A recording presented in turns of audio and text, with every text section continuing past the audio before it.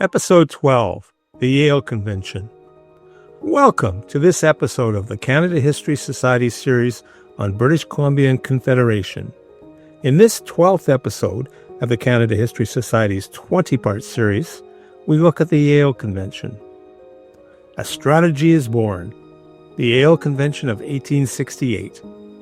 In the dwindling days of summer in September 1868, as the light settled over the steep cliffs of the Fraser Canyon, a group of determined men assembled in the rough-edged settlement of Yale, once the roaring gateway to the Cariboo goldfields, and now a fading outpost of ambition.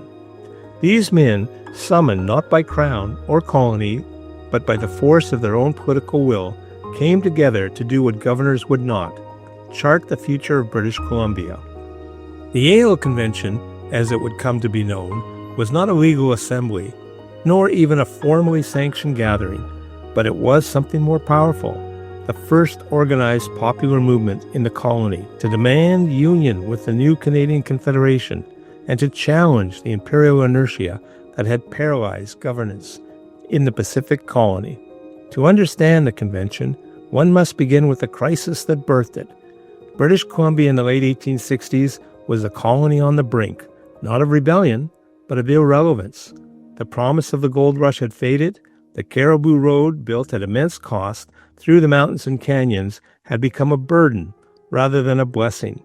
Its revenues trickling while its debt ballooned. The colonial treasury bled, and the British Parliament, wary of distant dependencies, showed little interest in a costly rescue.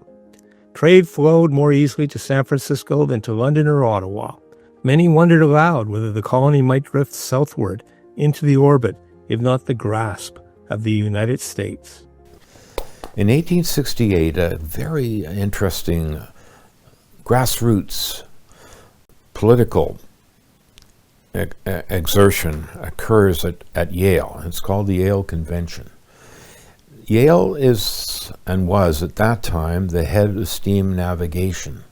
It was the critical point where the interior of British Columbia would come concert or in agreement with the downstream navigation that would bring to the Fraser River, to the Strait of Georgia, and on to Victoria. The representatives at the Yale Convention were anxious for getting greater control over the legislative proceedings of the province. After all, in 1866, there's been a great flood of miners and businesses out of the interior, and the Yale people at that convention wanted to get greater control over the politics. It was a democratically enthused group of people that met at Yale at that time, and it speaks to the populist opinions and attitudes and exertions of the interior, which is often overlooked by the politicians who were headquartered in the colonial capitals of New Westminster and in Victoria. In this climate of uncertainty, two men stepped forward with an idea that was radical in its simplicity: join Canada. One was Armand de Cosmo, the flamboyant newspaper man who had renamed himself in honor of universal love and celestial destiny. A showman, yes, but also a sincere believer in responsible government, democratic reform, and the transformative power of confederation. His newspaper, The British Colonist, thundered with editorials demanding change. Alongside him stood John Robson, sharper in tone, more moderate in style, but equally committed to pulling British Columbia into the orbit of Ottawa, not Washington. Together, they called for a convention of citizens, not of appointed officials or imperial administrators, but of the colony's emerging political class: merchants, journalists, lawyers, and community leaders. In 1928, Judge Holloway stated, "It has been the fashion to deride the Yale Convention, but it was an expression, in the only possible way, of the people's view on Confederation and its allied questions." 26 delegates, many of whom then and thereafter prominent in public life, were present, representing Victoria, Salt Spring Island, Esquimalt, New Westminster, Burrard Inlet, Harrison River, Yale, Lytton, Lac-La-Hache, Williams Lake, Quesnel, and the Caribou. The convention endorsed the terms of union as outlined by Mr. de Cosmo in the council, discussed the civil list and salaries generally, indicating where economies might be affected. It condemned the irresponsible council and boldly asserted that the majority, being officials, the body lacked independence, and that the governor and his executive council were, in reality, the legislature. The gathering in Yale was unprecedented. In a colony that had long been governed from above by the likes of Governor Seymour, who believed deeply in the empire and distrusted popular agitation, this was a grassroots assembly. No official sanction, no imperial blessing, only the urgency of men who had grown tired of waiting. In the simple buildings of Yale, they drafted resolutions that would shape the next 3 years of British Columbia's destiny. First, they declared their support for union with Canada, but not blindly.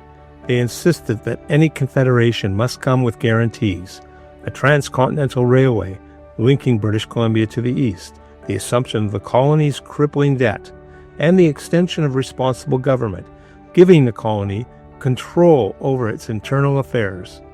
These were not idle demands. They were, as historian Gene Barman noted, the opening shots in a political campaign that would not end until British Columbia was a part of Canada. More than just declarations, the convention committed itself to action. Delegates pledged to mobilize public opinion, petition the colonial office, and pressure Governor Seymour to engage. But Seymour, ever the cautious imperialist, stood firm in his resistance.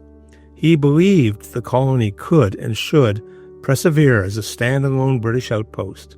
In his mind, joining Canada meant surrendering autonomy to a government thousands of miles away, one untested in Pacific affairs, one whose promises, railways, debt relief, prosperity, were still only words. To him, the convention was not a democratic awakening, but a dangerous precedent. In his correspondence with London, he dismissed the gathering as the product of a few zealous agitators, unrepresentative of the colony as a whole. He refused to give the convention official recognition, let alone support. Yet even as he dismissed it, the convention's resolutions were forwarded to Ottawa and London and received with quiet interest. The Yale Convention may not have shifted Seymour's mind, but it shifted the political narrative. For the first time, Confederation was not merely a topic of editorial debate or a whispered hope in a legislative chamber. It was a movement with leaders, demands, and a strategy. As Gene Barman so aptly wrote, the Yale Convention marked the moment when Confederation became not just a theoretical solution, but a political movement with a voice and a strategy. Within a year, Governor Seymour would be dead. His resistance ended not by revolution, but by disease and the unforgiving geography of the colony he tried to preserve. In his place would come Anthony Musgrave, armed with instructions from London to bring British Columbia into the fold. But the foundation had already been laid in Yale by men who gathered not in authority's name, but in their own, and who believed that the future lay not across the Pacific, but across the Rockies. Join us next time for Part 13 of the Canada History Society's 20-part series as we explore the other side of the argument, Governor Seymour, another state.